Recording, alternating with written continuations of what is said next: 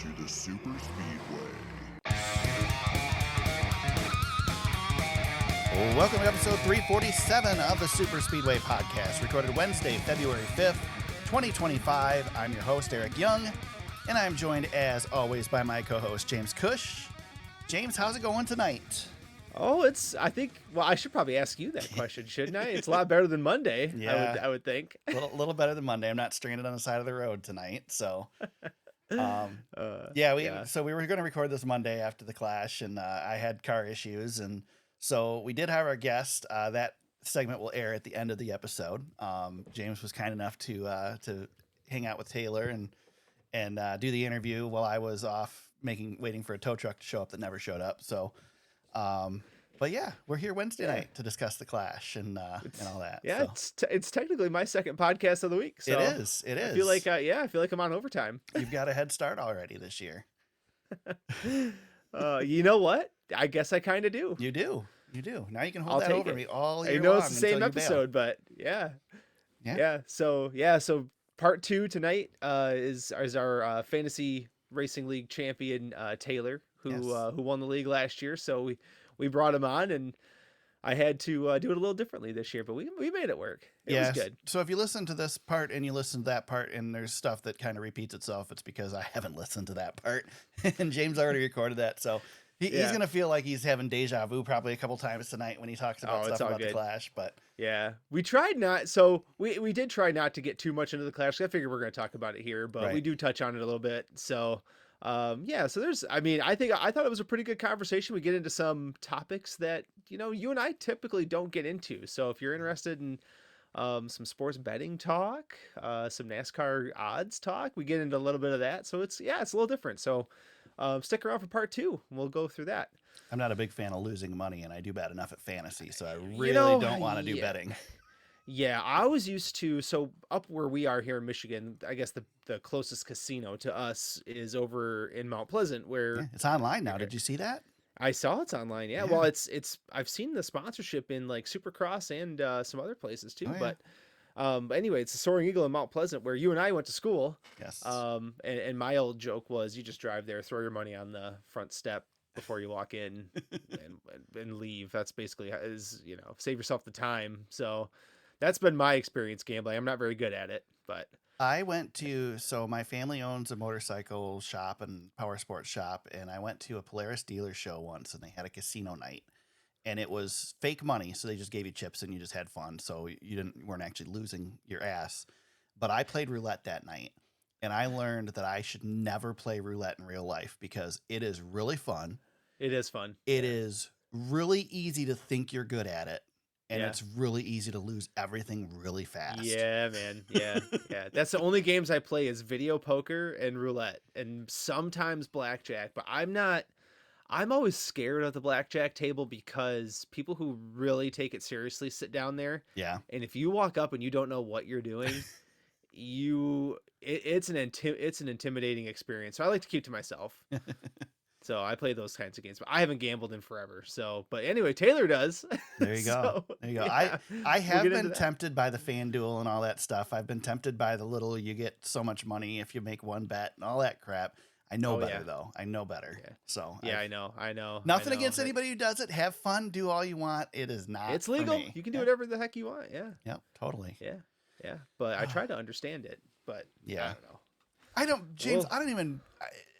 People talk about odds, and I don't even grasp that. So I struggle with all of it. So I know better. Like odds, I've gotten to know what the odds are for things and kind of what they mean. But boy, for the most part, I don't know. I feel like I rather go off of past performance than actual odds. So I would be better off rather than gambling on NASCAR or gambling on sports. I would be better off just taking my money, lighting it on fire and waving it around, because I would have more fun that way, at least. Yeah. And I don't want to step on the part 2 of the podcast, but that's actually one question I did ask Taylor that I'll let, if you want to listen to that part, please do go to that part. But that is actually one question I was really curious about was, because he mentioned that he's getting into other sports because of sports betting, and I kind of prodded along on that one to see, gauge his interest. So without stepping on that part of the pod, I thought that was kind of a good part of our conversation too. So Nice. Well, definitely. anyway, there's your tease. Yeah, check it There's out. your tease. Check it out. We're James and I, in theory, are going to have a short podcast tonight, and then you'll have that whole bonus at the end of the episode. If this podcast is 2 hours, I don't know. If this I podcast is 2 bad. hours, we better quit. So yeah. Oh yeah. Well, let's get into it then, because we've already wasted 10 minutes at this point. Yeah, we've filibustered enough. It's Wednesday. James, we had cars back on the track. We had the clash at Bowman Gray. I guess we'll start out with the winner. Chase Elliott gets the win. But I think really we want to talk about the event as a whole, what we thought of the clash at Bowman Gray. What do you think overall, James, before we dive into the nitty-gritty of it? Yeah, well, my first thought was, NASCAR has tended to push back against the fans a little bit at time to time, but the fans kind of called this one, kind of called their shot, and were like, "You guys got to take it to Bowman Gray Stadium." And I thought it was a fantastic throwback event from start to finish. I thought the whole weekend was really well done. The LCQ was a little messy, but other than that, I mean, that's really the only bad thing I have to say about it. It was a little messy in the LCQ, but other than that, it was pretty great. It was as advertised for the most part. James, I was giggling during the first heat race on Saturday because they could not complete a lap. Yeah. And they were getting mad at each other, and the old Kyle Busch came out. Yeah, he did. And I was so happy. I'm like, this is going to be the greatest thing NASCAR has ever done. And then it mellowed out for the most part. The last heat race was a wild one again. As you mentioned, the last chance, holy hell, that was a demolition derby. And then, we kind of had, I wouldn't call it a snoozer because it's still a short track and it was fun. But less exciting finish to the main event. But I was okay with that too, even. I mean, I think the whole thing worked as a whole at Bowman Gray. I thought it was a great experience. The small crowd, but the rowdy crowd, though. Yes. Well, and you could tell they were rowdy. I know you've listened to the teardown. Gluck sat in the seats for the show, and he didn't sit in the seats. He stood in the seats because they never sat. He said everybody stood the entire night. Yeah. And that's freaking awesome. I mean, that is your passionate crowd, and that is the perfect place for an event like this. Yeah. It was from, I don't know, like, I know the ending got a little bit spread out, but even then there was the tension, which I think gets lost on NASCAR from time to time. Is there's this overlying tension of a race. On a short track, especially, where anything can still happen. Yeah. And that's the kind of finish we got. It's like, okay, Chase is spreading this thing out a little bit, but it's not over. And those, I mean, I know it was kind of the biggest lead of the day, but man, it was just you could feel the tension a little bit through the TV screen, which you only really get now during super speedways. And sometimes on, last 10 laps at like Kansas, you can kind of feel that. But yeah, every so often when you watch a race, you kind of feel the tension. I definitely felt it while watching Bowman Gray. It was, like you said, Eric, it was as advertised. Well done. Yeah, totally. I wanted to point something out here. So in NASCAR, if you've ever been to a NASCAR race, you can get pretty close, right? Like, but they've really pushed back over the years. You can't stand along the catch fence. You can't, I mean, even, Daytona, Michigan, Talladega, you can get pretty close to the fence for how fast those cars are going, but there's still a pretty good distance between you and the cars. Mm-hmm. There was a video that I saw when Burt Myers crashed in the last chance race from somebody sitting in like this first or second row in the turn where he hit. Yep. And you are literally on top of the freaking cars. Like there is, the seats are so close there that the big catch fence couldn't even surround the entire track. There was a segment they couldn't put it up because the safer barrier is so close to the side of the stadium. That's what's awesome about this place. It's only 17,000 people, but those 17,000 people are on the track. They are literally within throwing distance. Everybody is within throwing distance of the racetrack. And that's what creates this atmosphere, and the noise and the rowdiness of the fans is what gets people fired up. And Yeah. I feel Yeah, like that if we do this a couple more times, it's going to get even wilder. well, yeah, and you brought up a point that I'm actually wanted to hit on, and it was that turn 3 where the Yeah. part of the stadium kind of goes right towards the track. It's almost like you could reach out and touch the race Yeah. cars. And I was like, man, that would be one of the best seats to have in the entire sport. If you could sit right in that corner and just watch those cars come by. Well, and And I know they're not flying by, but man, it's still cool to watch. NASCAR could have cleaned up those walls and made them nice and straight and smooth, but they left the walls where the guardrail was at Bowman Gray. They left all those characteristics. They left the points that jut out, and they made it more interesting. That one out of turn 4, I mean, created several scenarios that wouldn't have happened without it. And I just think, the characteristics were there. Yeah, to modernize a racetrack as much as they did, but keep the characteristics of Bowman Gray, NASCAR just hit it out of the ballpark with this one, James. Yeah. This was a 100% home run. It felt like an old school short track race too, Yeah. because you had ridiculous tire wear, which was a factor. Obviously too, when Blaney was flying through the field and had good tires, he was looking really good. And then, his tires faded away at the end, which is what we used to watch. We used to watch tire wear be a factor. And, it felt like old school Martinsville a little bit in that way. Just the worn out surface. Cause we've watched the Coliseum races the last few years. I mean, that's, obviously fresh blacktop every time you go there. To be fair, Bowman Gray's not that old. They did repave it like 3 or 4 years ago or something. Maybe a little bit longer than that. It hasn't been real long though, but still, it's definitely more weathered, and it's been raced on. Yeah, exactly. It's been raced on. It's abrasive a little bit. It's not flat like. And it was slick because it was cold.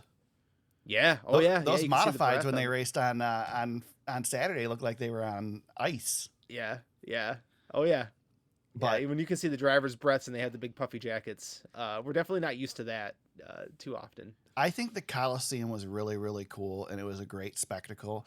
But this track is so much better than the track at the Coliseum. It's just designed better. The turns are wider. You have grass on the inside that you can go lower than you actually can physically run. So it allows you to slip up into somebody or make a dive bomb move. We learned the drainage grates were pretty excellent. They created issues. And another video I saw, that there was a side-by-side of a lap on board a car at the Coliseum and a lap on board at Bowman Gray. And it's the same thing. The Coliseum fits way more people in it than Bowman Gray does. In the first season, it was, other than the whole corner that they had closed off, it was pretty full. And you can't tell from the onboard camera because you can't see the stands because they're so far away from the track compared to Bowman Gray. Where again, Bowman Gray, everywhere you look, there were people because they're just right on top of the place. I could talk all day about how great it was, and maybe it's because I've been there. So I haven't watched a race there, but got to see the place, and so I know what it's like. And to see the Cup Series there, just incredible. So I have a question for you, James, because there's been talk about it this week. Do we come back to Bowman Gray, or do we use this race as an opportunity to show off short tracks around the country? NASCAR spent $1 million or however much they spent every year to build a track at the Coliseum. They could certainly take that investment and invest it into a short track somewhere in the country, a Berlin Raceway or Hickory or something like that, every season, and help that track, spruce up and show off these tracks around the country. What do you think? What would you like to see? If NASCAR is willing to move the date around to facilitate tracks in the Midwest, then yes. I love the idea. And Eric, you know what that idea originally was, don't you? What's that? SRX? Going to short tracks and highlighting, talent. But NASCAR's got the money to do it. That's the thing, right? They can definitely do that. The ticket doesn't matter to NASCAR. It's the TV. So, and even if you think about Bowman Gray, like, who were some of the people that the fans really cared about? Yeah, it was the local guys. It was Burt Myers, and it was there was the race going on, for the lead, and then there was, what are the local guys doing? Yep. And I thought, again, a page right from what the original idea for SRX was at one time was, we have these local superstars. And I love the idea. And Kyle Busch was kind of the first one who said it, but I like that Kyle Busch kind of stepped out and said what he said about let's help these local facilities, but also at the same time, it helps us. It helps our sport. It helps grow our sport. It's definitely a good use case. It's along the same lines of RJ Reynolds sending red and white paint to all the tracks back in the day. Yep. You know, and it's also a throwback to what the Craftsman Truck Series was at one time. Yep. When the Craftsman Truck Series began in 95, it was separate from the big tracks. It was its own thing, and it was a way to market NASCAR in smaller areas. The Clash can be a throwback of a lot of different things, but also at the same time, it can be a way to revitalize the health of short track racing. And I really think I think there's a home for what the Clash can be now, because I felt like we were kind of lost. Yeah. It seemed like we were going to make this a stadium show, and it was going to be football stadiums only, blah blah blah. But after seeing what they did with Bowman Gray, there really does seem to be it really does seem to have a home there, and I really hope that they stick to it. Yeah. Whether it's Bowman Gray again next year, or they do kind of circulate it around the country, take it up to the West Coast, take it up to, Washington State and Oregon, where we really don't have a presence. See if there's any places out there where we can take the circus and highlight the sport and highlight these areas that don't get NASCAR racing. I have a solution, James. What's up? As always, I know how to fix NASCAR. Well, we're always fixing NASCAR. So let's make this the All-Star race. The All-Star race rotates around to local short tracks every year, and let's give North Wilkesboro a points race. There you go. Problem solved. And then keep the Clash at Bowman Gray. I mean, honestly, I really like this. I think there's a place for it to stay there, but I do like the idea of rotating a special event around the country. But it doesn't work in February, for half to 3/4 of the country.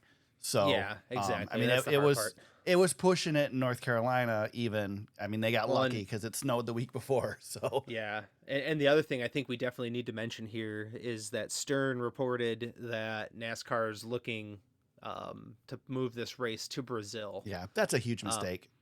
Yeah, I personally think you don't take an exhibition race out of the country. I think these races need to stay here. If you're going to take a race out of the country, make it a points race. Well, and they're doing that with Mexico. I guess that's one. I don't know. I'm really tossed on this whole international push, James, because I just feel like there's so much opportunity still in the U.S. that we haven't. We're just worried about the wrong thing. I know. Stop trying to be F1. I know. Our base is here, and that's why I get frustrated. I get that NASCAR wants the money from the worldwide exposure, and that's going to bring other sponsors in, but it's also going to alienate sponsors, because if you have U.S. sponsors, there's no point in them being on a car in Brazil, right, or Europe, or whatever, right. So look at Formula One. Look at the sponsors that they have. There's a lot of sponsors in NASCAR that Formula One doesn't have, because it makes no sense for those sponsors to be in Formula One. So right, I don't know, man. I just, if you're going to do something like that, I mean, do an international series maybe we cut the Cup Series down to 26 races, and then we have an international series that we run at some point. I don't know. I just think that I don't know. It seems like we're stretching beyond our means when it comes to that kind of thing. And I know NASCAR did a great job with Suzuka and going over to Japan for a couple of years there in the late 90s. And that was great. And I remember that fondly as a kid, watching those races. And they're on NASCAR Classics, and I actually went and checked them out recently, to see what it was like, seeing if I could relive that a little bit. There is, I agree. I don't take it like I don't agree with you, Eric, because I for the most part, I definitely do. But there is, I think, room to do something internationally. I mean, obviously you look at the NFL, and they are continuing to stretch out their games, and I'm not the biggest fan of that. The logistics of flying a football team versus a NASCAR team. The logistics of it, right? It's a completely different thing. But I would like to see us instead of eyeballing Europe so quickly, I mean, I like that we're going to Mexico. I'd love to go over to Canada. You Yeah. know, instead of Chicago Street, I'd love to be in Montreal. I think that would be phenomenal. To do that and kind of stretch our legs here, you know, internationally a little bit more. But um, you know, without getting too into it too, I think we're in for a tough 4 years with some of this international stuff that we're going to be trying to do. Yeah. I think you're right though. It's going to be a little bit contentious with not only the fans, but I think sponsorship and you know the people who have the money and who are in charge of this stuff. It's going to be tough. We don't even have a race in Southern California. We don't have a cup race in the northwest part of the country at all. Correct. Yep. And we're gonna go to Europe, you know, or Brazil or wherever. I mean, it just doesn't.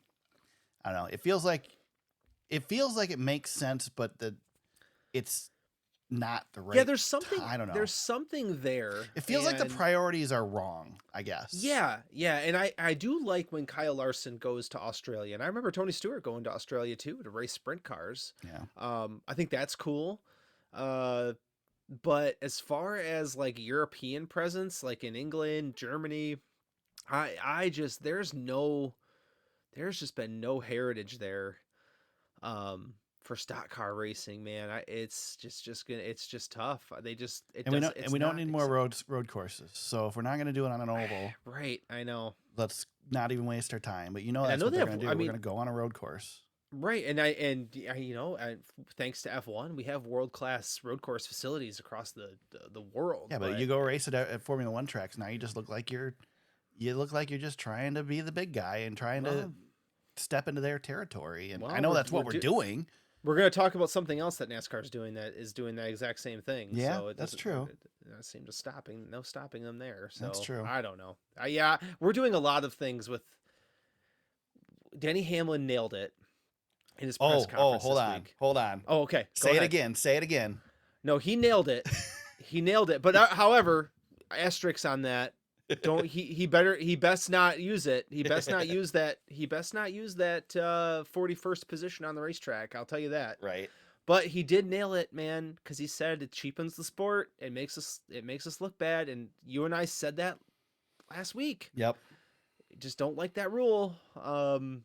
And we're doing a lot of it feels like there's grasping at coattails being had by NASCAR, and we just don't need to do that. I feel like we're not holding ourselves to a higher standard that we should.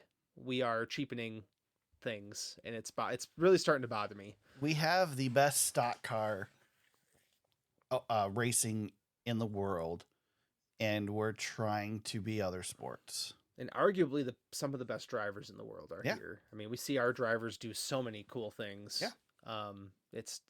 It bothers me. It's starting to really bother me more and more. Yeah. And not to say that other drivers aren't talented and don't deserve their shots, but like Denny Hamlin said, I'll reiterate again, these guys want to come here. They need to earn it. They need to qualify for it. Yep. And Castroneves, I'm glad he's coming over to race, and I hope he brings lots of fans to watch, but he should be qualifying in the duels just like everybody else. Yep, I agree. So I agree. Except Mike Wallace, who wasn't invited. Yeah. Talk about, even more cheapening races that have already been cheapened to the point that they almost don't even need to be held in the duels. I mean, there's almost no point to them anymore. Although this year it's pretty, it could be fun. For what, 6 or 8 cars? Everybody else, it doesn't matter. Yeah. So, back to Bowman Gray. What would you change? Would you change anything? You got to start that thing earlier or run it on Saturday night. That was a little ridiculous. I really think it should be a Friday, Saturday night show. Yeah. I didn't like the Sunday night thing, but I'm not a big fan of Sunday night races, period. I think the Sunday night thing actually hurt the ratings a little bit because it was so late. Yeah, and the Last Chance race went on forever. I think. Yeah, it was a wreck fest. Last Chance was a little bit of a wreck fest, and that was my big negative. Was I wasn't a big fan of the LCQ. I thought the LCQ had entertaining battles though. Yeah, I think you solved the problem by counting caution laps. We didn't count caution laps in a 75 lap race. The heat races maybe you're okay, But in the last chance race, they should have counted caution laps. And if you think the caution's going to be too long, you're wasting laps, you just red flag it. Yeah. That's no big deal. It's a quarter-mile racetrack. They're going 15 miles an hour under caution. Just red flag it. Yeah. And then don't. Eric, don't cut the I laps sent off. you my idea for the last chance qualifier, and I cannot remember what it used to be called. They used to do it at our local short track. The Australian Pursuit. No, that's it. Australian Well, Pursuit. Thank you. Yeah, that was different than what you said, because you said the last car should get eliminated.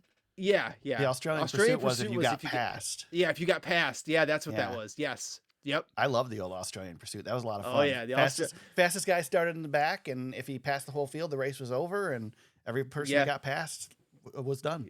Yeah, anytime. So yeah, the Australian Pursuits. For those who don't know, anytime you lost a position on the track, your car would have to pull into the garage or the pits, and you were out. So if you started first and got passed by the second place car, you were done. Yep. The winner was the driver. The race would be as many laps as there were cars. So if there were 15 cars in the race was 15 laps. And the winner was whoever finished first at the end of 15 laps, or the last place car if you passed everybody. Yep. So. Yep.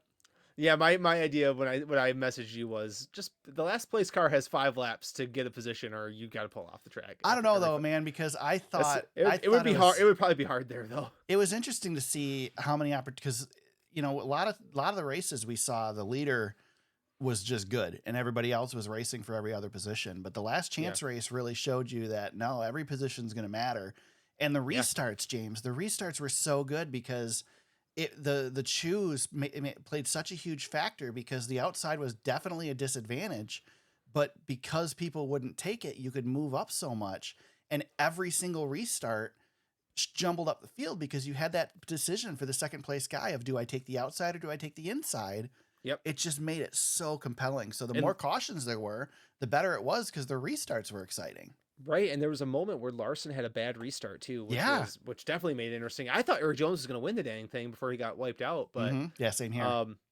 Yeah, and then if you fast forward to the the main show, Blaney, we probably should speak on him just a little bit. Yeah. But he they were having issues all weekend long, right? And he got the champions professional, and he worked through that field, and you could really pass. Yeah. And on long runs, he was really good. He took advantage of a lot of good opportunities out there. Yeah, started 23rd, finished second. Yep. It was one spot short. Yeah, he was coming, though. He was running down Chase at the end, and then just kind of didn't have enough.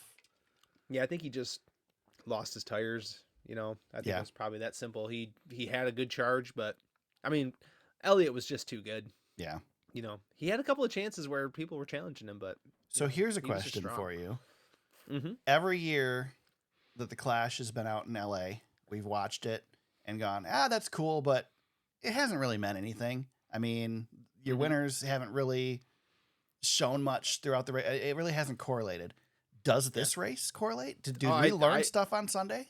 Yeah, I think Ryan Blaney is, when we go to a short track, Ryan Blaney's got to be on your fantasy team. He's got to be in your picks, because I just felt like that was a really good performance. And I mean, it's got to be no coincidence that Chase Elliott, Ryan Blaney, Denny Hamlin, Joey Logano, guys that are good at Martinsville, Bubba Wallace. I'll add Shane Van Gisbergen. Yeah, holy crap, man. I was wrong about Shane. I was totally wrong about Shane. Well, and I think there's definitely something with, and Chase Elliott's another good example, because where's Chase Elliott been strong at, in his career, and it's road course racing. And I gotta imagine, with those high braking, tight corners, that there's gotta be something there that relates to road course racing. But yeah, Shane Van Gisbergen, when we go to short tracks, he's gonna be somebody I'm thinking about. Shane Van Gisbergen will never win a NASCAR Cup Series championship, but he's going to win some races, and they won't all be road courses. Yeah, he might win an oval. He might do a Juan Pablo Montoya and maybe sneak something along. He's better than I thought he was going to be, and not anything against him, but I didn't think that he was really going to be that impressive on tracks other than the street circuit, and he's proven me wrong. Yeah, he's. I mean, yeah, he was hanging around and he wasn't fading. That was the other thing. Like he didn't fade. So, another one that ran really well in this race, he got shuffled back, partially due to his aggressiveness, but Carson Hocevar looked really good in this race as well. Not surprising to see him ruffle some feathers and end up shuffled back because he is an aggressive driver. I was expecting him to be impressive here, and not afraid to take any flack. Kyle Busch, man, what a crappy weekend for him. Just I know. His dude, there's no way he stays at RCR after this year, right? I mean, it's just been a disaster. He's got to be. The experiment is over. It is not working. Yeah, Austin Dillon looked pretty good in the last chance race until he shuffled himself out of it. But Yep. Yeah. I feel bad for Kyle, and like it was over immediately. Yeah. Unfortunately. So I thought Noah Gragson looked pretty good. He didn't get the finish, but he looked good throughout the weekend. He's in midseason form on the microphone too. Yeah. So he was really good. Really good on the microphone. I got to shout out Ross Chastain with a 6th place finish just because you don't like him. Yeah. He was around, and his commercial was around too. Yes, it was. Yes, and he's going to be on a Super Bowl commercial too, James. I'm sure you're excited about that. Yeah, that's the same one. Yep.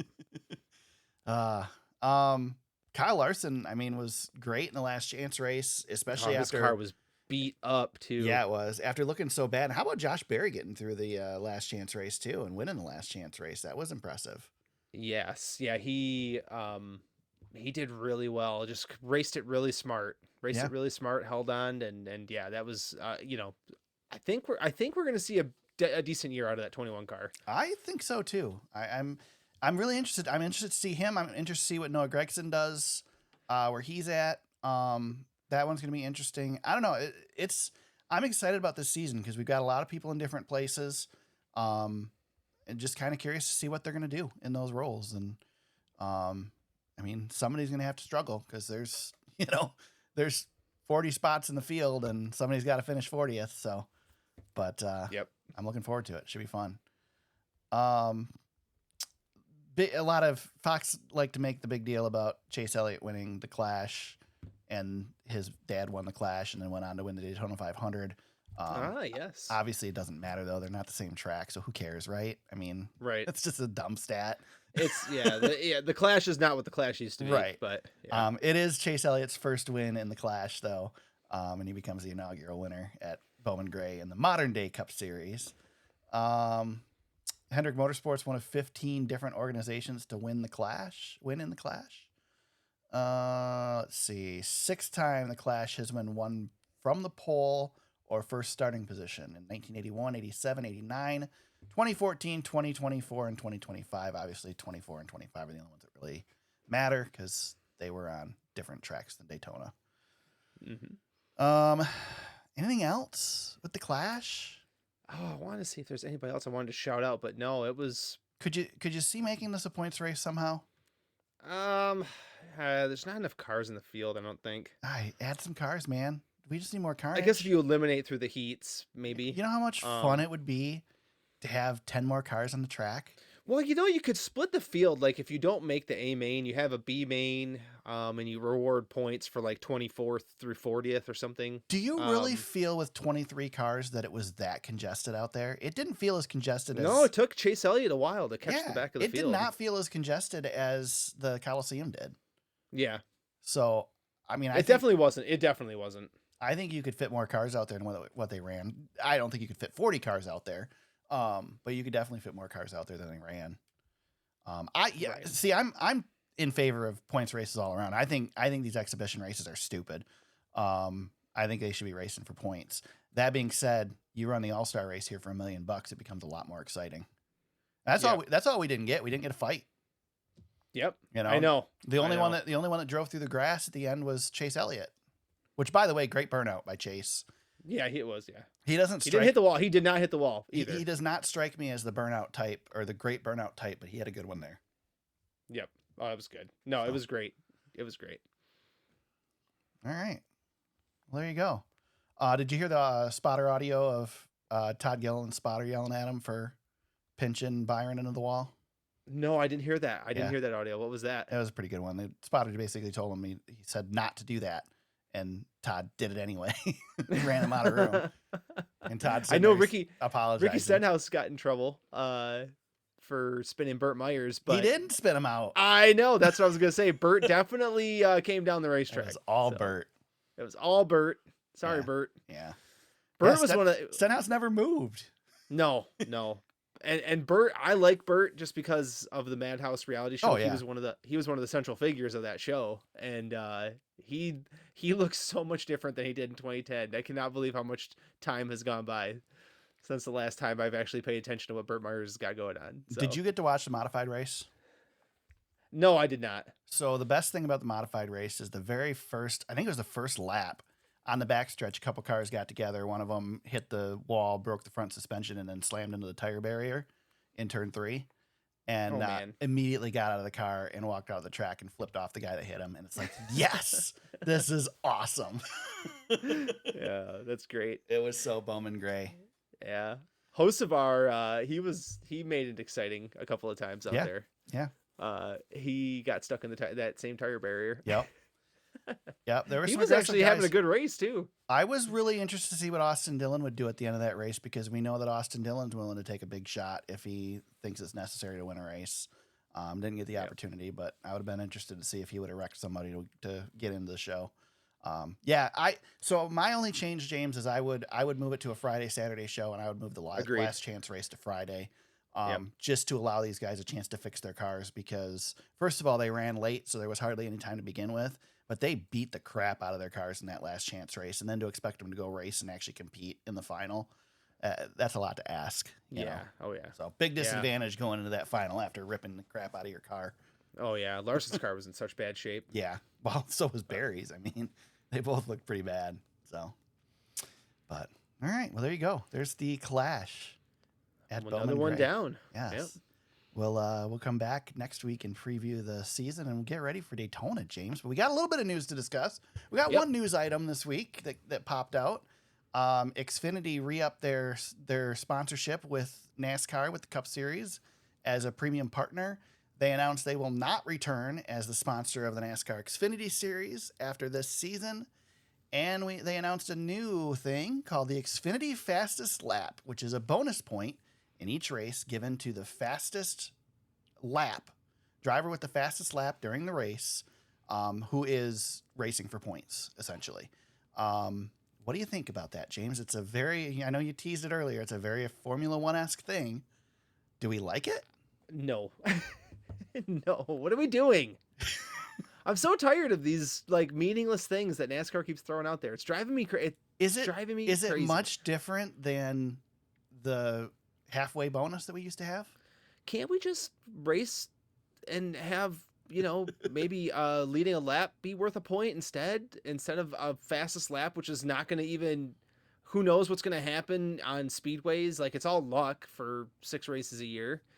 I will say that in Formula One, this has made it interesting at times, because there will be a driver who is in a position, really can't improve his position, and decides, well, let's go to pit road. We'll throw some fresh tires on it, some soft tires, and go out and lay down a fast lap and get that point. However, we don't have that issue in NASCAR. Yeah. We don't need to spice up the racing or give somebody incentive to race. Yeah. I don't know. Maybe, I don't know. I'd be more in favor of giving them a point for freaking qualifying on the pole rather than. I don't know, man. And what happens if it just open again? NASCAR's trying to close all these loopholes, and they just opened up another one. Yeah. Because what happens if Ryan Blaney is on the cut line over William Byron, let's just say, and Kyle Larson's already locked in, and Kyle Larson pits with 10 laps to go, gets fresh tires, gets a draft, and takes that point away from Ryan Blaney. And now William Byron's in. There you go. That's what they're hoping for. It's just another thing that's going to cause crap down the line. They just don't. I cannot believe they can't even see it coming. It's going to start stuff, and people are going to be mad about it. It's just completely obvious, but we're just going to do it anyway. I don't know. I think it's completely unnecessary, and I think it's something. It is super unnecessary. The only reason we'll ever talk about it is because Xfinity sponsors it. Yes, nobody's going to care.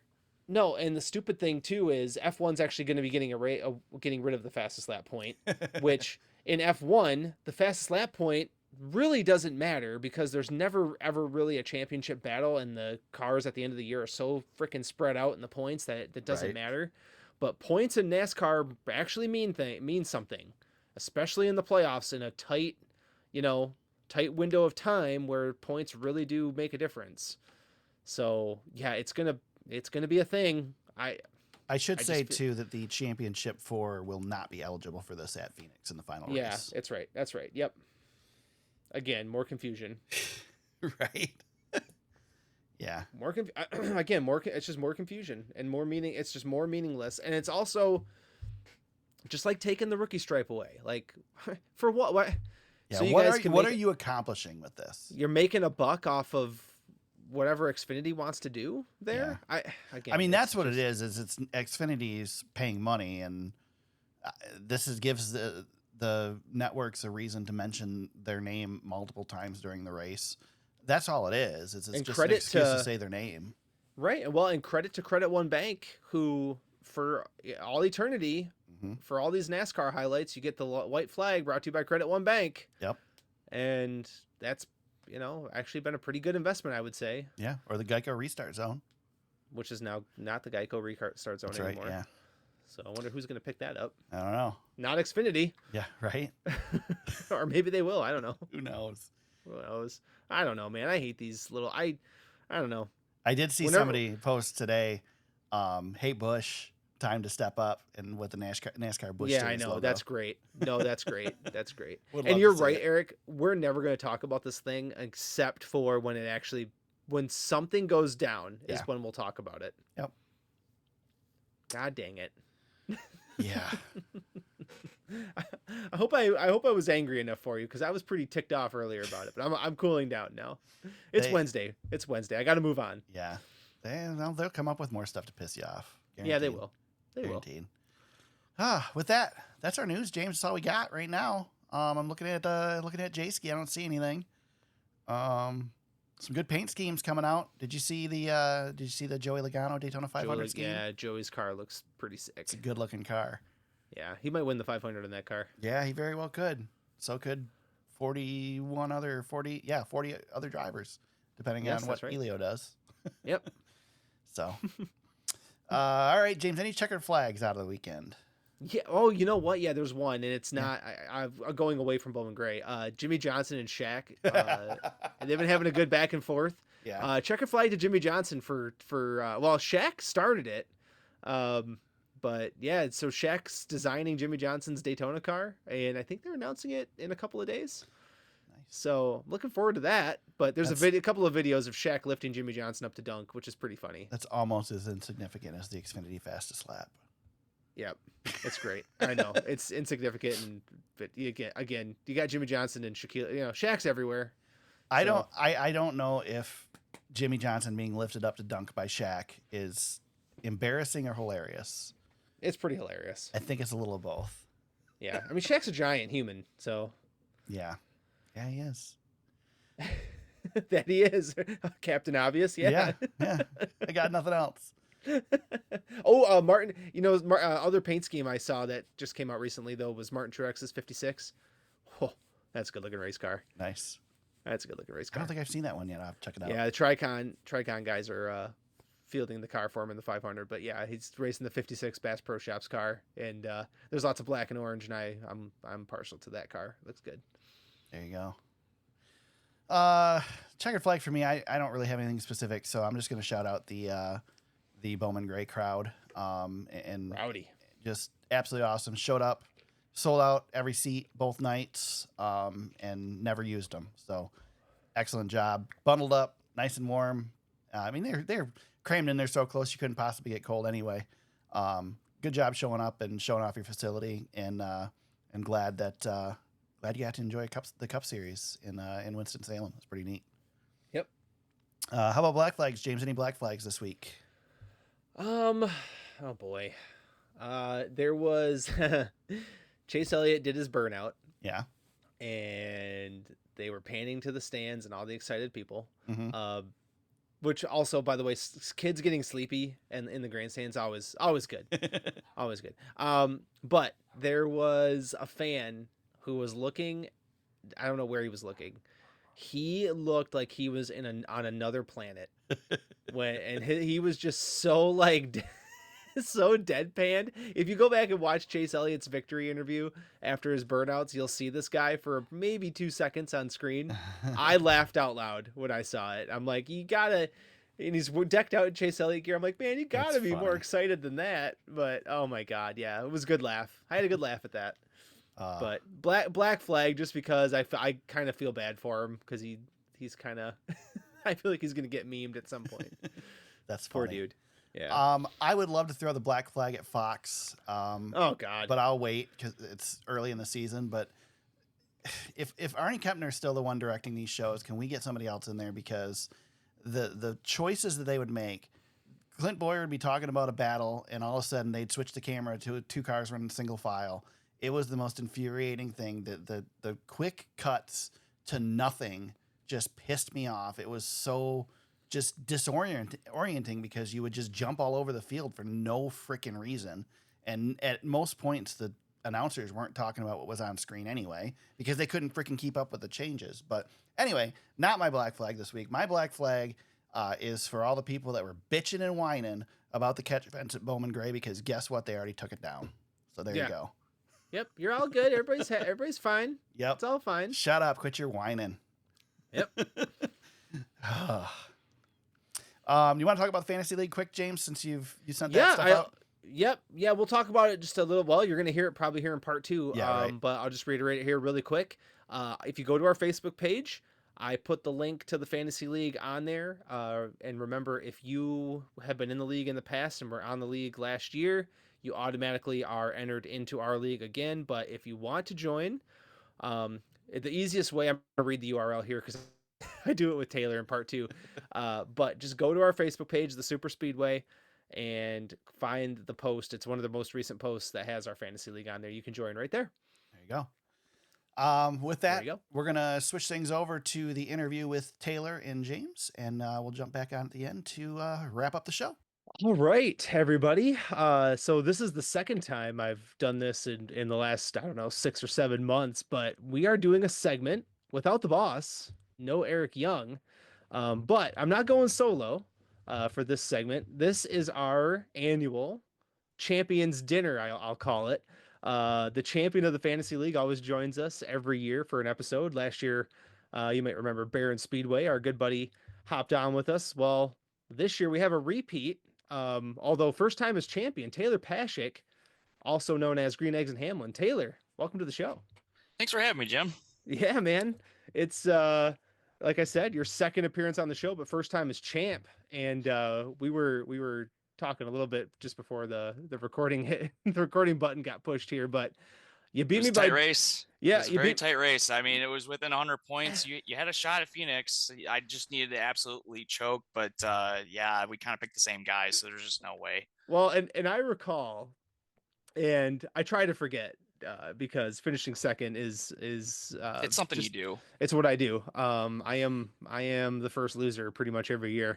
But I recall with about 7 races to go, I felt the momentum shifting my direction. So I started to talk some wild crap, but just I never took the lead from you. You held it the whole way and came home with the chip for the first time. So congratulations, man. Thanks.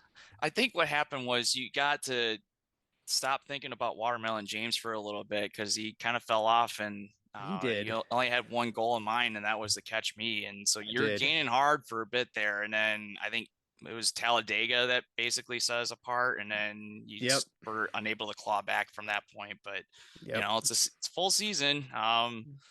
And even the playoff standings, I think it was like within a matter of points. So it was close, but I think most years I usually either end up right around the top 5. So it's been nice to finally get on top for once. Yeah. And I know we put a lot of stakes on the fantasy league. It's all we bet all of the money, we bet the mortgage, but really, no, it's just bragging rights. But which is funny. So we had the in-between year where Barron got the win last year, but this is the reverse of what happened 2 years ago. And that's when we had you on the podcast, the last time. But, I was able to. I think I barely held on. It was another close battle. So I don't know what's going to happen this year, but if it's I'll probably anything, have another down year, end up in yeah, like ninth or 10th place and just struggle all year long. And I don't know, it just happens sometimes. You get kicked off with Daytona, and that's always a wild card race, which we'll get to later, I'm sure. But yeah, just a lot of the speedways that they added in, the road courses, and I mean, hell, even some of the mile-and-a-half courses nowadays are pretty unpredictable when it comes to fantasy, and you just gotta get lucky that you get the 6 guys that are in. And then obviously, if you're able to pay attention and swap in your garage if someone does end up having a bad day, those are key things to have for the fantasy league. Which, yeah, if you want to take a minute to plug it, I think it was opened up today. So yep, yeah. So I put it out today. And for anybody who wants to join this year, and if you've joined in the past, if you're listening to this podcast, there's probably a chance that you've been in the league for a year or so. You will automatically be back in the league. It's NASCAR Fantasy Live on the NASCAR website. But if you want the URL, it's on our Facebook page. You can go ahead and go right to the Super Speedway on Facebook, drop it in there, and then the URL, if you want, is fantasygames.nascar.com/live/leagues/the hyphen super hyphen speedway. So hopefully that's not terrible. It reads a lot better than it does when you're trying to say it out loud. But the easier um, way would probably be to look up our account on Facebook. yeah, He has a that's the post. best way. That's the best way to do it. But I figured if you're not on the Facebook, I know there's been a mass exodus of social media in recent months, so we figured let's at least hit it here. I thought it was a good place to plug the fantasy league, and it's been the biggest pain in my butt for the last few years, but we continue to do it. So please join us. And Taylor, I was going to ask you about this because you and I, I talk to Eric every week. But during the NASCAR season, I talk to you every week via text for the most part. We're Usually on usually the highlight weeks, yeah, I'll usually chime in with maybe some notes that I had while listening of like I don't know, you cracking up about Eric saying something that made me laugh, or my 2 cents of when you're getting a little too high on a specific racer, William Byron. I do that. I do that from time to time. I do So that I from got time to time. kind of bringing you back down to earth for the next episode so that you're not too biased, but Yeah, you've done a good job at checking me, but also you've been in kind of what I wanted to tie this into. I did see on NASCAR.com they do have a league, or it's kind of a fantasy league, but I wanted to point this out to you. I think they're calling it 36 for 36. Did you see this? no. And it is similar to what you do, kind of how you have a league that isn't part of the super speedway, but basically you pick a driver for all 36 races, but once you use them you can't use them again, and it's actually on nascar.com now. So Ooh. I Okay. wanted to point this out to you because that's another thing that you and I have chatted about, was kind of this, um I guess what do you call it? It's not it's not like a I suicide I pool, guess or I kind of refer to it as my money league because we do have money on it. But I guess yeah, it's kind of just a one and done pick. We've adjusted the rules in the previous years that now we end up, if you pick a winner, you can repick that driver no matter if it's the playoffs or the regular season. So it's kind of shifted things up, and because of that, I think that's probably why I missed the playoffs last year. yeah, Or I well, think I got bounced in the first round. Typically I've done really well in that league, and it's I think we've typically had over 20 people involved every year so far. yeah, Um, that's pretty cool that you guys have yeah, had so something it, that's I yearly think like it's a that. lot of guys that work at the Next Tier Automotive, located nearby you. Yep. And just there are a lot of gearheads over there, right? I mean, they're all working on automotive, putting cars together out there, right? Kind of So in the wheelhouse, right? yeah, Right. exactly. Right. So, Yeah. Well, and I just got involved because I knew a couple guys from high school that were involved with it, and they were looking to expand. And yeah, it's been fun. Keeps me definitely engaged with the NASCAR series. Not even just the Cup Series, but even checking in with like Xfinity and Truck. And yeah, it makes it a little more interesting for me to stick around. And so is that's another question. It kind of segues into another question I had for you, but um I know you obviously just a little backstory for everybody too is I've known Taylor for what, Taylor, like 20 plus years at this point. It Yeah, seems yeah. like we used to play Halo in my basement back in high school. So I've known Taylor for many years. But one thing I do know about you is you love your sports. You love your Michigan-based sports. There's a Oh yeah. and Okay, here we go. the university that shares that name. But the one thing I wanted to ask you is from my perspective, one of the things that you enjoy most about sports is getting into that the not to say that you're like a full-blown gambler, but you like the wagering of sports. And it's not just NASCAR, it's kind of everything, right? You're somebody who likes to get into that. So this era that we're in where sports betting has kind of become um just kind of become more normalized. Is that how you're keeping your fandom kind of continuing, or is it just kind of an additional thing that you like to do, like a hobby?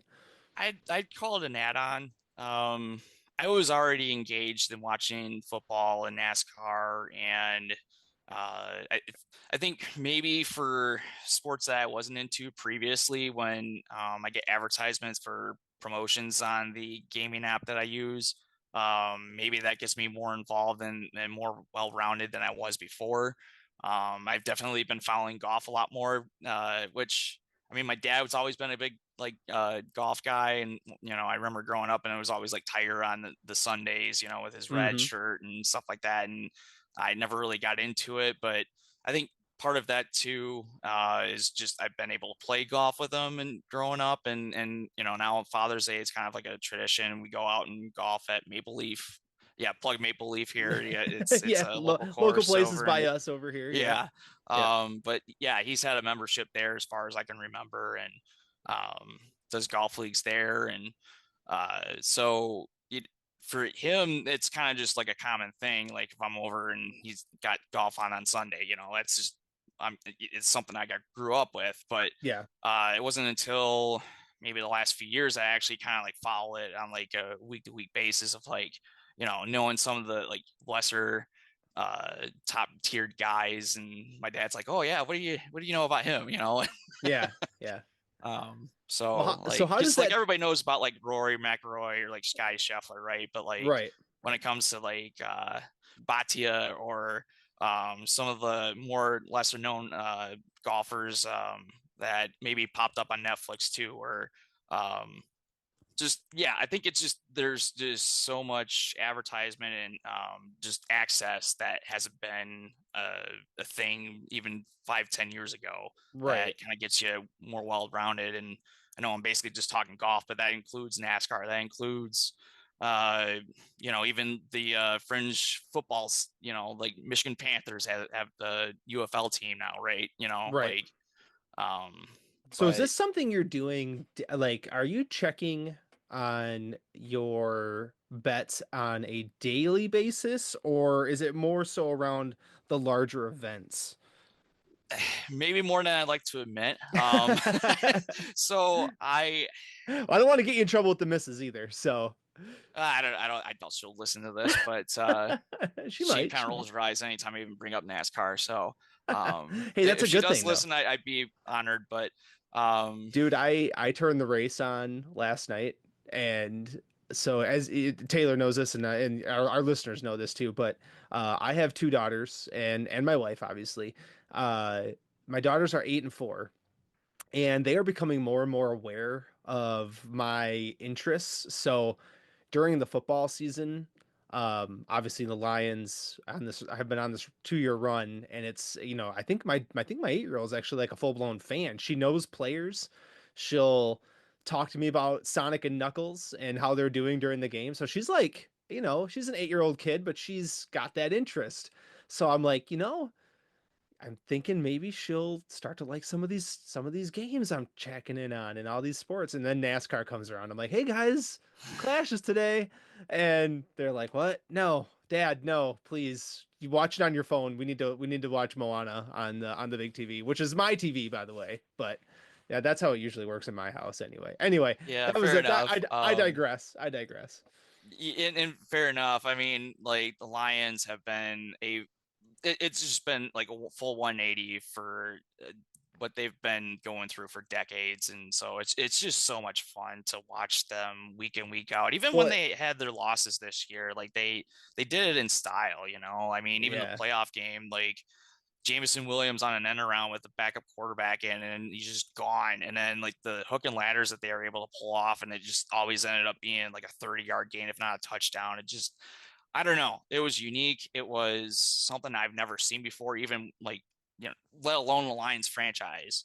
Right, right. So And which yeah, is it was a great time to be a Lions fan, and that's not very often I can say that. So, right. um, And you know what's funny too? It's like you and I share these interests, right? I love watching the Lions. I love watching NASCAR. I don't wager a penny on this stuff for the majority of things. I don't do squares during the Super Bowl for the most part. I mean, every so often I'll like throw my name in a square, right? Um, but squares are also, kind of a different thing too, though. I well, mean, yeah, they're all completely random, right?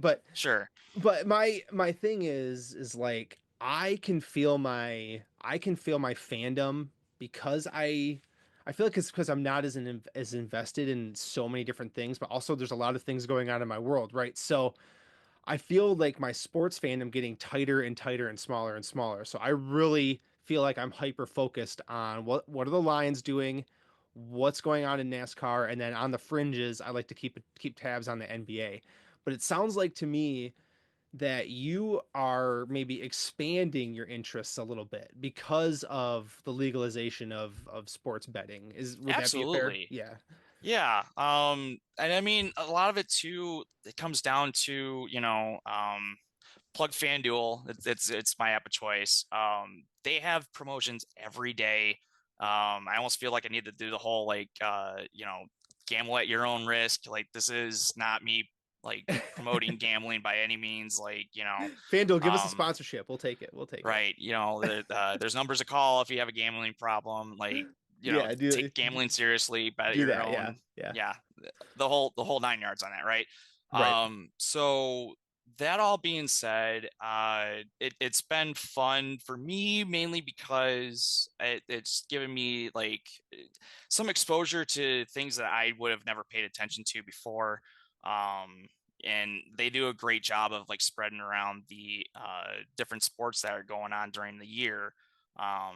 Even like the WNBA, I've kind of actually been following a little bit because they kept promoting it on a weekly basis, and it was just like, oh, okay, Indiana Fever, let's go, Caitlin Clark, right? Like, Right. um, Well, and I feel that like was not too, that was never on my radar before. and Because like I don't even really follow the NBA that much, and now I'm like, hey, Pistons are actually kind of doing okay again. Like, yeah, and it's it's I think to tie it back to NASCAR just a little bit, but I think that I when we first started our conversation, we talked about how like the randomness of NASCAR is kind of increasing, and like I said too, Eric and I talk about that all the time. the parody, Um, yes, yeah, yeah, absolutely. but I think like with the increasing sports betting thing, and then for us playing in like the fantasy league, maybe on a smaller scale, it allows fans to be better watchers of the sport, and I think that goes for NASCAR too. I think that the clash last night was a great example of this. And, Eric and I chatted about it a little bit, but you can see when they are on a real racetrack, because I feel like Bowman Gray is a real racetrack, but I felt like I learned something last night watching that race and kind of seeing things on the fringes that kind of cemented some things that I kind of been thinking about as I've watched so much of this stuff and I've been engaged with so much of that. And the podcast helps me with that aspect of it. But I'm like, dang, Ryan Blaney really is the master of short tracks right now. It doesn't matter if it's on a hairpin, Martinsville Speedway, or in a football stadium. Like Ryan Blaney's going to figure out ways to get to the front of these short tracks. It's He it's surprised me as well. ridiculous, I but did not expect much out of him after basically parking it for the last chance qualifier. yeah, he struggled. Now I understood why he was doing that, and then like see the end result. It's like, oh, of course that was a brilliant move, But Right. um, versus seeing what Kyle Larson did at the last chance qualifier, where he, started kind of in the middle of the pack. I mean, what was it, 7th, 6th place? He had to climb a few spots to get up to the front, but Yep. I mean, he did pretty much within the first caution or two, got into third, and then once he saw like daylight, he kind of took over for a while there. And Yeah. it wasn't until there was a caution with Eric Jones on his side that he lost the lead for a split second, but he ended up getting it back. And I thought he was going to have a phenomenal race and do what Blaney did, but They were together. That was the thing, is I think. Well, and again, I think we're transitioning a little bit again here. But so obviously Bowman Gray was last night, and when I think people are going to be hearing this recording maybe in a day or two. But what did you think of the event itself? Like, was that, compared to what we saw with the Clash the last couple of years in the LA Coliseum, this felt like a real race. Would you Oh, agree with that? absolutely. Yes. Yeah. Yeah. This was the first time that I felt like I was actually kind of excited to see a Clash. Yep. And not just because I was coming on here to talk about it. Like, I was kind of looking forward to seeing what they were going to do with Bowman Gray, and the weather worked out perfectly for it too. Like, honestly, that should be something we should discuss too, because we're talking about North Carolina here, right? Like, Yeah, it was cold, at but the end they of got it in. January, Yeah. February, like, Yeah. we got lucky. It could have been Yeah. snow, it could have been a Yeah. lot of things, and it ended up being, I think they may have drizzled at one point, but I mean, it was perfect weather for, yeah, they're in winter coats, and they're all having their hats and gloves on and stuff like that too. But I mean, I think the fans loved it. All the They, fans were they looked packed in fully there. engaged, like Yeah. it was a summer race. I mean, yeah, standing room Yeah. only, I think is what they were saying. And it sure looked it. Yeah. Yeah, it was a So great. I thought they did a great job promoting the event, keeping it. Chase Elliott said it felt like Supercross, and yeah, I totally agree with that. Like, yeah, it's your guys are kind of in a stadium. It's a packed house. Um, it seemed to me too that it was kind of just the perfect like blend of, let's get this season going, because I was feeling nervous about like the lack of excitement heading into the season. But definitely my beak's definitely wet now after watching that. Like, okay, this is we're here, we're ready. This was a great appetizer, and now I'm ready to get to the big show here in a couple of weeks yeah, I after the I, Super Bowl. I thought it served its purpose. I know there was discussions of like, okay, like if they're gonna take the gloves off and really get out there and show their aggression, like that's a perfect racetrack to do it. But yet at the same time, I thought they did a really good job of not pushing the buttons too much. Yeah, there was some testy moments, but I think the racing was actual racing. There was some strategy being played out there. There was a lot of tire wear, which made things interesting too. You saw, I mean, you saw the guys who can handle tire wear really kind of excel. Like Denny Hamlin was running really well for a while. Joey Logano started to creep through the field. Um, Joey Logano on those first time tracks, he I just mean, was lurking. He didn't. I know he got top five and didn't win this thing, but again, like when he's around, he's just kind of lurking. But the guys who have been with the sport for a long time, um, now that's your top four. Bubba Wallace right there, and then I was surprised by Shane Van Gisbergen a little bit. I'm like, I know he's a road course ringer, but that dude, there's something. He's got an understanding of these race cars when it comes to the hard braking tight corners. He's just got something figured out, and he was pretty impressive too. So it was cool to see. I do hope that they go back. And I know well, I there's some forget if it was Clint Boyer or if it was Kevin Harvick, but I think one of them was saying that because of the road course, like the shifting the gears and the braking hard and having his to, like, style. it's actually Yeah. still like a similar style to Yeah, the I heard short that. track. And so Yeah. I guess with that in mind, maybe it's not as surprising that he held his own. But Yeah. I mean, at the same time, though, And bearing the lead, Chase Elliott, my goodness, like, oh, he dominated. About time he kind of got back into it and showed what he can do, Yeah, he was dominant. I mean, he started on the he pole, won his led. heat. He just basically just stayed up front the whole race, and just no one had an answer for him. It was impressive. Yeah. I think if Blaney could have gotten to him a little bit sooner on fresher tires, probably was the difference. But I mean, Yeah, Blaney worked his way from dead last all the way through. So yeah, I mean, he almost pulled a Kyle Larson back at Wilkesboro, where he started in last place and then nearly lapped the field. Like, yeah.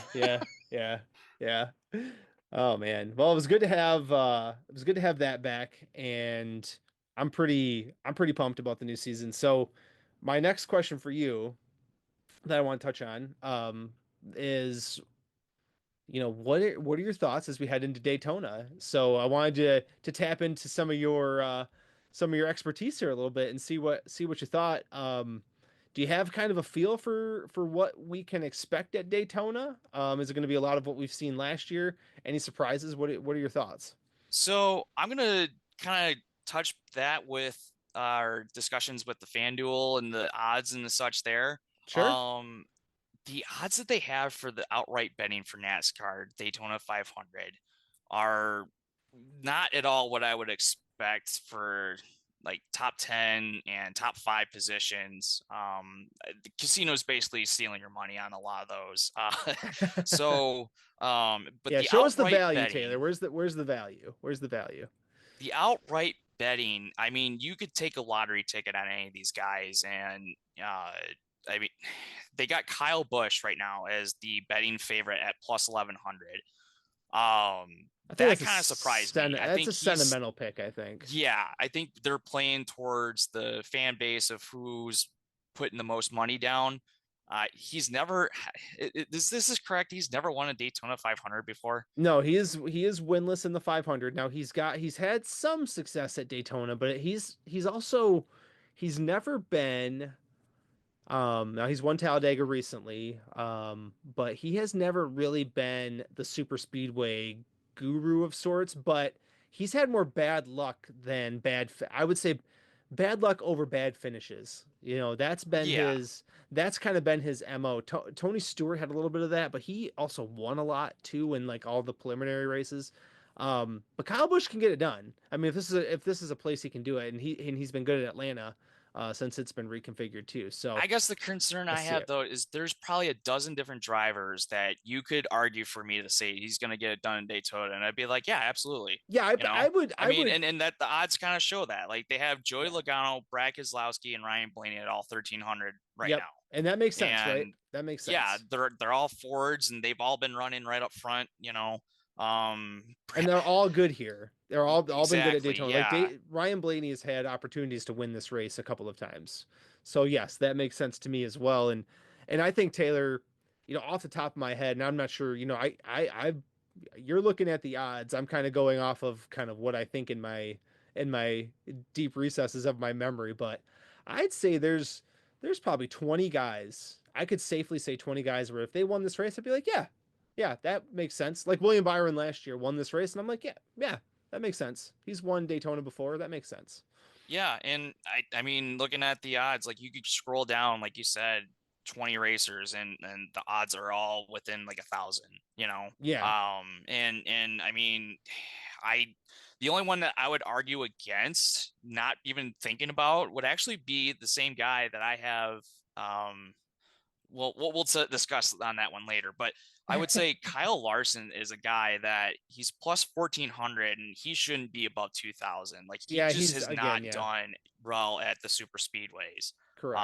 I wouldn't argue with you on that. You put him at the 1.5 mile racetracks, and yeah, he's going to be top 5, if not winning the thing, as long as he keeps his car in right shape and doesn't push it too much. Like it's. And I think the other thing too, not to push back, but the other thing too is like, well, yeah, it's Kyle Larson. Like, and I agree with exactly what you're saying. Like, he's never really shown anything on the super speedways, but again, it's Kyle Larson, so he can do anything. He can probably fly a car to the moon if you know what I mean. So again, to the moon, yeah. Yeah. So for outright betting, I wouldn't. I don't know. They're all long shots, and if you're really feeling like a degenerate, then go for it. But So what driver would you say? I kind of like talking about this because again, this is not my forte. So, what one driver you're looking at the list? Where's the value? Like, so yeah, I actually look at like if you're gonna take a little bit of money out, right? And you're gonna say, you know what? If this guy won this race, like the Harrison Burton type, right. who's that guy in the Daytona 500? Do you think? So I ended up putting $1 on Todd Gilliland to win the top That's 10, like make top 10. okay. I That's a think really that's a good honestly, one. like he's plus 120 right now. When I took the bet, I think it was a little higher than that. No, it was still plus 120. I also took Eric Jones for plus 165. Now if you're gonna bet top 10, that's what you do. You go for the long shots because otherwise you're basically like every top 15, top 20 driver in the standings is sitting at minus odds. So I guess real quick, when that minus odds means you're going to put in more money than you're going to win back, and then plus odds would mean that you're going to win more money than what you paid for the bet. So at minus odds with a race like Daytona where anything can happen, that's just a dumb bet. Don't do it. Like that's my 2 cents on it. People can disagree, but I just don't feel comfortable going that route with it. So if you're going to do top 10, go with some of the fringe drivers that, like Ty Gilliland, for example, he's gotten second place in one of the, I think it was either Talladega last year or So I'm looking he's at been up there. some of his best finishes. So he's got a couple good races at Indianapolis, and then Talladega, he's got a seventh, and another Talladega from last year, he's got an eighth, and then 20. So here's kind of here's where I like your bet. So 2022 at Talladega, top 10. 2023 Talladega, top 10. 2024 Talladega, top 10. He's good for a top 10 a year on a super speedway race if you think of it that way. So maybe it's the Daytona 500.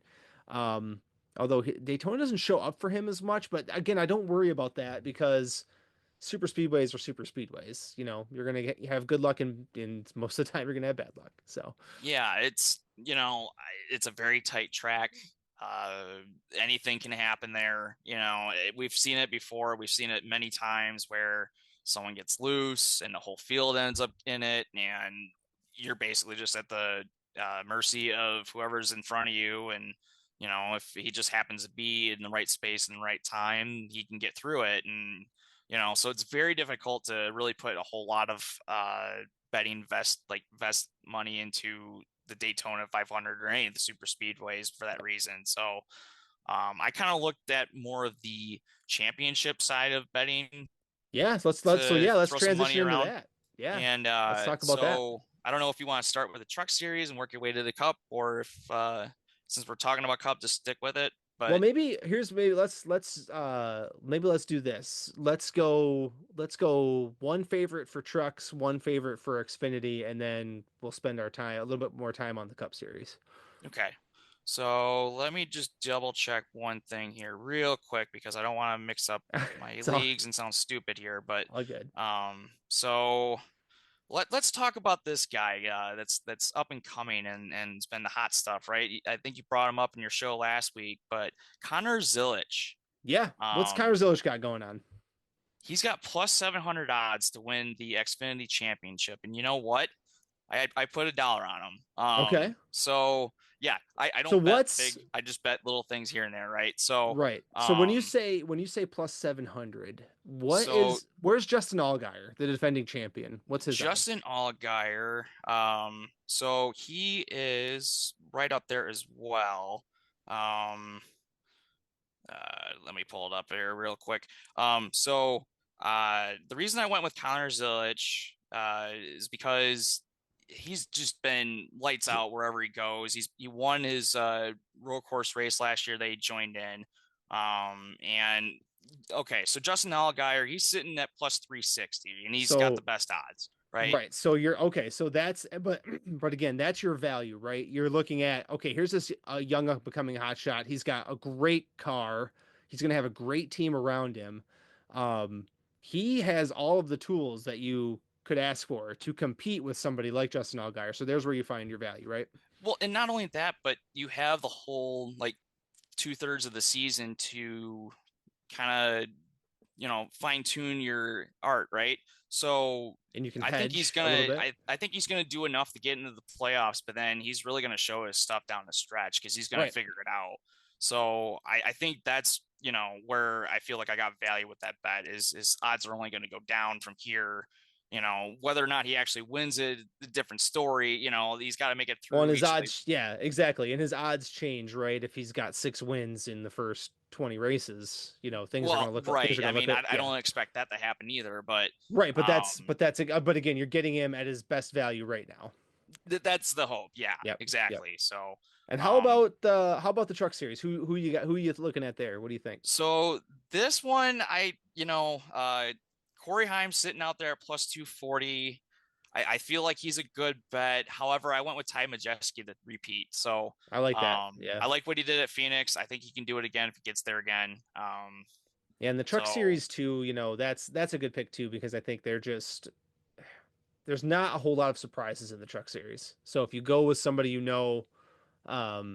you kind of that's kind of where you lie, right? That's you know what you know about the truck series. You know there's going to be there's not a lot of surprises. Like nobody's going to come like Frankie Muniz isn't coming out and no. he's not going to you know I what I think it's mean? a three-man race between Corey Heim, Ty Majeski, and Chandler Smith. And Yeah, Chandler Smith. like maybe That's Grant yeah. Effinger has a good season, but I don't know. And I don't feel good about anybody else after that. Like it's yeah. just See, my favorite pick, and I mean, it's easy because I've obviously I've mentioned on this podcast many times, but Chandler Smith I think very highly of. So I think he's going to go into that series and just be an absolute terror. He's going to, he's plus 440 right now, so you yeah, get good money on him. But yeah. I think he's going to be out for blood to prove that he belongs in the big series because I think he's a cup level talent already. He's just not had the luck. So or the timing. I mean, yeah, or the there's just a timing. lot of really good drivers ahead of him at the moment Yep. Oh that, yeah. Yep. Absolutely.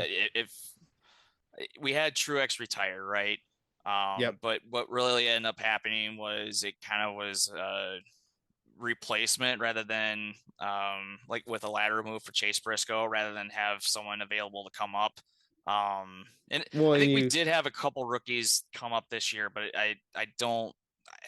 you It's go, just yeah, such a tight, and if you sign a Chase Briscoe, you get a little value, but you also get a little bit of the upside of okay, let's see what this kid's got, and this could be this could be something similar to Joey Logano going to Penske back in the day, where there's potential there. He's got a couple of wins and good equipment, but what can he do when he gets to the big show?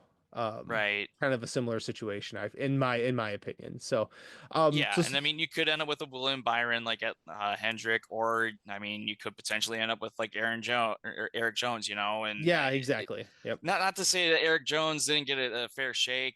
I think he's done That's a short well in the leash. It's a short legacy, leash. 43, but yeah, he didn't pan out, and but fortunately, instead of like having to drop back, he made a lateral move and stuck around, and Yep. but that's what you're seeing is a lot of these guys that make it to the Cup Series, they don't necessarily, even if they're not having the greatest of season, like Harrison Burton's don't happen often. Yep. Um, Exactly. so, Exactly. So but we touched on the Cup Series. Let's get into it. What do you where are you at with the Cup Series this coming year? I know I guess let's not get into like I guess the controversies of the Cup Series. Let's stick to what we've kind of been doing because I actually kind of like this conversation. Let's talk about, and I know it's so hard, right, to pick championship winners and Final Fours and who's going to make the playoffs, because we've got such a deep field. Things are going to be I think we're heading into a very interesting season, oh, for honestly. sure. Um, I think right now the parity in the sport has been something we haven't seen since the 2000s, right? Like, yeah, we've got depth. We've got not only do we have driver depth, which I think we've got the most talented batch of drivers we've had in quite a while.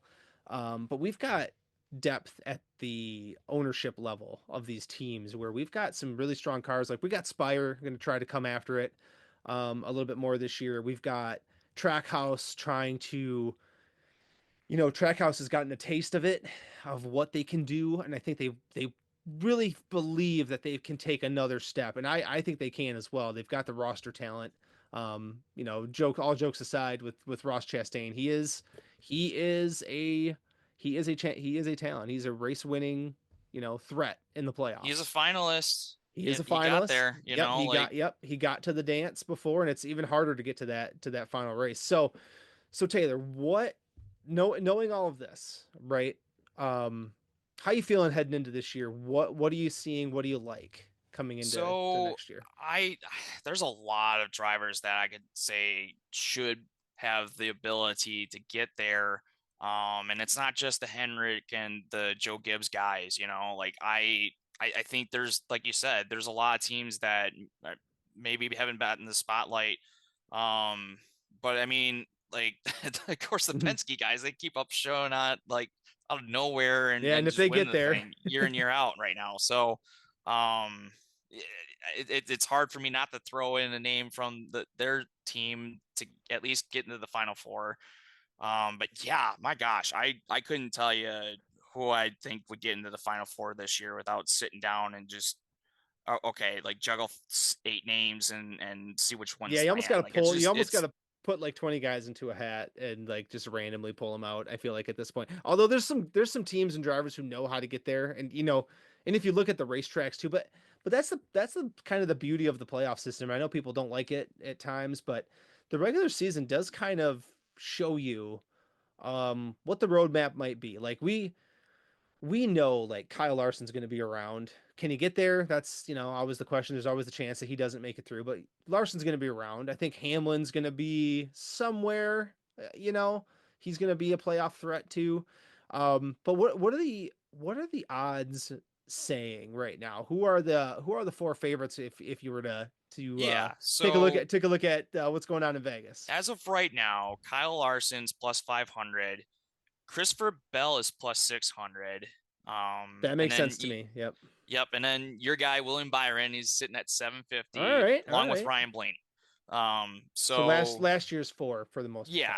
Yep. And then you got Denny Hamlin sitting at plus 850, Joey Logano at 950. And then even the odds everybody makers after that, they're all plus thousands and so on. So even the odds makers look at Joey Logano and they're like, yeah, we know you won the championship, but we don't know what to do with you. Yeah, exactly. Because you're not a just favorite. That guy. I don't. Yeah. But there's, I guess there's some value there, but that's interesting. I'm sure Jim still remembers me going Joey Logano when we were at Michigan together. He spun out my guy, Ryan Newman. Oh yeah. Way back in, what was it, 2009? That was, and what's funny too, we went to that race together. That was probably 2011-ish, somewhere around there. That was the race where Newman and him got angry with each other in the garage area too. Yeah. So that's like a viral. I was disappointed I didn't get to see that live, but yeah. But we were there for it. So okay, so championship 4, according to the fine folks who know more than us because they set the odds. Is Blaney, Larson, Byron, and Christopher Bell, which out of the 4, I ended up putting money on Kyle Larson because I think, he's just been so good when he puts it all together, and I think he's going to be able to put it together when he needs to this year. Yeah. I think last year kind of just had a lot of other just bad luck, I think,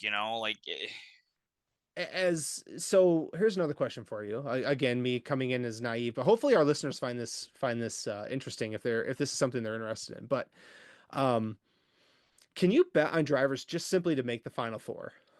I don't think that's an option just Not yet. Okay. Because I would think that would be a fun offer that once the playoffs start, they'll probably give you advancing to the Final Four. Yeah. But I don't think they'll do that until they don't do it at the start of the season. Right. Yeah. Like right now they only have the Daytona 500 and then championship That's picks. where I think that's where we need to get with. DraftKings may have a larger selection. I think from what I've heard, DraftKings has a lot more options for betting. But they're a partner with NASCAR too, so that's something to consider. But again, I'm coming at this as I don't know any of this stuff, but I do like to I listen to Bill Simmons and a couple other podcasts, and in gambling just again is becoming more common, so that there's a lot of discussion about that, and I find myself thinking things like, man, if I would have put a little bit of money on Harrison Burton, not to win a race, but to make the playoffs, I wonder what that would have been. You know what I mean? So, that thought has crossed my mind, in the past. So, well, you got to think like those odds should likely be similar because I don't think we've came close, but I don't think there's been a playoff where we've had a driver win a race and not make it. Right, and we've had like last year we had 15 winners going into the playoffs. One of them didn't count. Right. Austin Dillon guy is taken away, but yes, you're exactly right. But that would make for kind of a fun bet too, right? If you got somebody like Harrison Burton, who could kind of be on the fringes even if he does win a race, like last year's situation, could make for a fun last couple of weeks too, and maybe you can hedge your bet a little bit there. Especially, but I think the odds makers do understand that you do have a Daytona and you do have those speed races, and I think they attribute to that. They are very difficult to beat. Yep. You do kind of have to play their game a little bit, which is why I typically just play with the promos unless I really feel confident on things. Which with the NFL, I feel like I have a little bit better of a beat. Well, who's winning the Super Bowl then? You're not going to bet against Mahomes, are you? Forward down the field. I don't want to jinx it though, so I'm not going to say it. But, all right, that sounds good. I mean, I don't want either of them to win. I hope they all lose. Yeah, it's one of those things. Like I've been having a hard time even wanting to put money on the Super Bowl because I despise both teams. So, I feel sick to my stomach still to the point where I'm having a hard time. Typically, like I think the last couple of years, as like the more comfortable I've gotten with like throwing money around at the Super Bowl, like I've been able to like be more vested in putting bets out there. This year, I finally just put my first bet out there today, and it was because they finally put like a promotion that seemed like, okay, fine, like anytime touchdowns, and then if you have like a first or last touchdown, then you get a share of like 2.5 million in bonus bets. So I just put $2 on Travis Kelce to have an anytime touchdown, and there you go. It was for plus 125. So there's your Super Bowl bet right there. That seems pretty likely. So 450 if he does. I mean, what's a couple bucks, right? Right. So he scores a touchdown. Taylor Swift performs at halftime, and the Gatorade is red. The Gatorade is blue. Okay. Gatorade is blue. All right. I think you can choose. I think you can choose like. I don't think there's a green flavor, but yeah, I would assume if the Chiefs win, the Gatorade is probably going to be red. So if you think the Chiefs are going to be, there you go. That's the type of thing you got to think outside the box with those a little bit. Make your parlays. Tails never fails. First punt's always a touchback. How long's the national anthem going to be? I'd say under 3 minutes. I mean, yeah, I think. There you go. I said, DraftKings might have a little more of that opening, but I do believe FanDuel does play around with those things a little bit too. You'll just have to take a look like day of and see what they got going on. But well, so there's our gambling podcast for the year. So we've got all the gambling you could ever want, all taken care of right here, right now. Taylor, before we kind of put a button on this, I know you had a shout out because you've not only are we friends who enjoy racing, but you're making connections, and you got a kind of a cool shout out, and I'm all for it, man. So let's do it. What's your shout out that you wanted to bring to the episode? Yeah. So one of my coworkers, Brock, he kind of introduced me to the Wisconsin International Raceway because he works in the pits for some of the short track racing that they do, because they have super late models out there. They do quite a bit of events they have. So they have like drag races. There was on their website, they had a bunch of different things like Eve of Destruction, Online sales are beginning soon for that, and that's September 5th, so like the week after Labor Day. And they also have like Ironman Classics and Summer Nationals for IHRA Summit Super Series drag racing. Like, if there's a race that you know about, like they probably have it there. Sounds like you're gonna have to make a trip. Maybe, yeah. It's not too far away. So I looked it up because we chatted a little bit before the pod. But I'm like, well, I mean, I love local short tracks and I love to see what these places look like. And it's not too far from Green Bay. And the first thing I noticed when I looked at this racetrack was it's probably a smaller version of the Rock. It's got like a very similar shape to the front stretch where it's got that kink coming out of turn 4 heading into the start finish line. So it's a pretty cool place. It's got, like you said, it's got a drag strip. It's got a short track in the middle for figure 8 racing, things like that. So, yeah, this is just kind of a cool one I didn't know existed out there. And, Midwest stock car racing is pretty healthy right now. So just to add that to the list, I know we're kind of Michigan based, but thought that was kind of cool that you got a little bit of a tie in there. So yeah. So talking with him a little bit because he was heading out that way every like Wednesday for the races on Thursday, and he ended up being on the winning race team. So he's got Jets Pizza as his sponsor, and I thought that was kind of cool too because it's Detroit style pizza, right? So yeah. But yeah, so I just want to give them a quick shout out and just congratulations on winning their series and best of luck to the future. So Absolutely. Well, Taylor, this has been great, man. We definitely kind of dove into kind of the sports betting part of this a little bit and what to expect. But I love that perspective because it's not something that we get into quite often. But I know, especially here in Michigan where sports betting is legalized and in a lot of the places where the Cup Series goes and where our listeners might be, definitely getting bigger and bigger. So I'm glad we spent some time on that. I thought it was a nice, like a unique perspective that you brought. So, congratulations on the chip. I'm coming back for it this year. You will not repeat. I'm coming back. I'm going to come take it.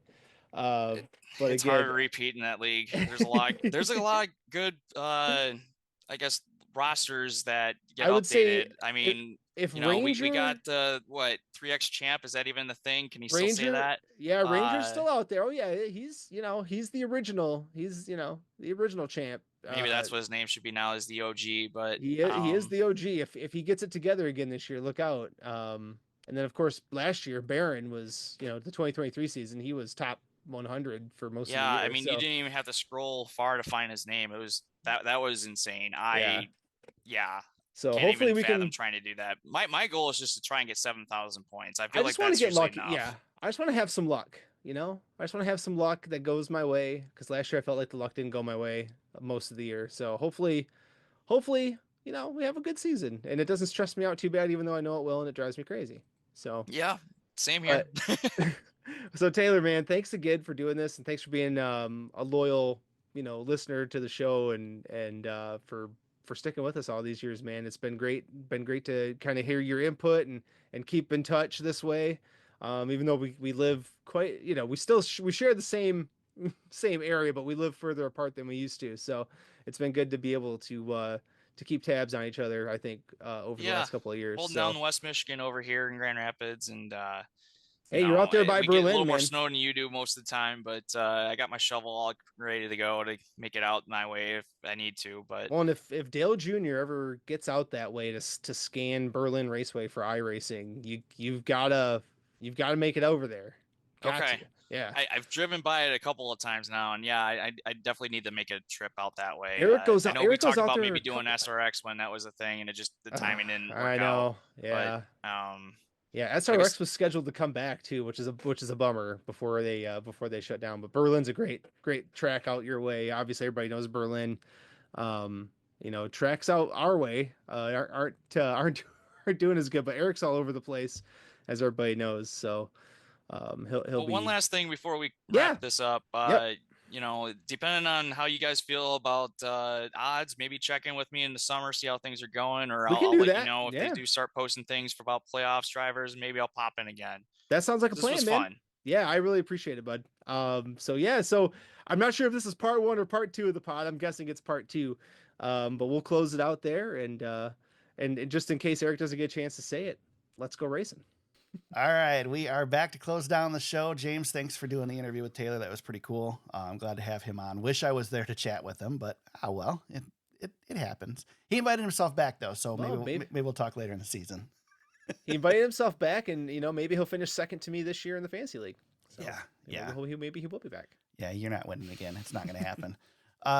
James, I'll finish second again to somebody. Where can people find you on social media if they want to hit you up during the week?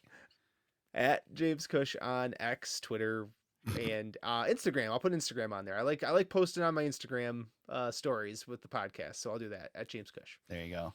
I'm at T Super Speedway on X. Our Facebook page is facebook.com/thesuperspeedway. Our website is thesuperspeedway.com. You can find the podcast on Apple Podcasts, Spotify, YouTube, Amazon Music, Audible, and iHeartRadio, wherever you found us this week. Please subscribe for new episodes each and every week. Next week, we'll be back to preview the 2025 NASCAR Cup Series season, and the 2025 Daytona 500. Speed Weeks is almost here.